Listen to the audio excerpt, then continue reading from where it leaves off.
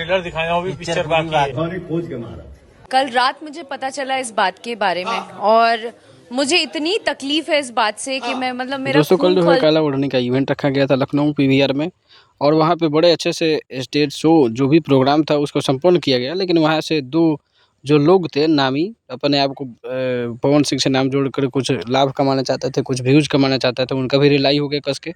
उस वजह से सुधीर सिंह, छोटू शिकारी, बहुत सारे लोग पवन सिंह के समर्थन में आए और पवन सिंह का सपोर्ट किए। इस बीच जो है अक्षरा सिंह जो पवन सिंह के काफ़ी करीब रही हैं एक समय, उनका भी एक वीडियो वायरल हो रहा है जो जब पवन सिंह के साथ एक हादसा हुआ था स्टेज शो वाला, पत्थरबाजी वाला, उस पे भी कुछ अपना रिएक्शन दे रही थी। उनका भी वीडियो इसी बीच वायरल होने लगा तो लोगों को लगा कि अक्षरा सिंह ने अभी के इंटरव्यू के बारे में कुछ बोला है। खैर आगे बात करते हैं तो पवन सिंह को बदनाम करने के लिए बहुत सारी साजिशें रची गई, चाहे चांदनी सिंह की तरफ से पोस्ट डालना हो शादी को लेकर के, चाहे ज्योति सिंह का मामला, बहुत सारी चीज़ें लगातार भोजपुरी में चल रही हैं। वहीं लखनऊ पीवीआर में जिन लोगों ने पवन सिंह को चैलेंज किया था, टारगेट किया था, वो लोग भी नहीं पहुँच पाए, उल्टा रेल अच्छा से रेल दिए गए।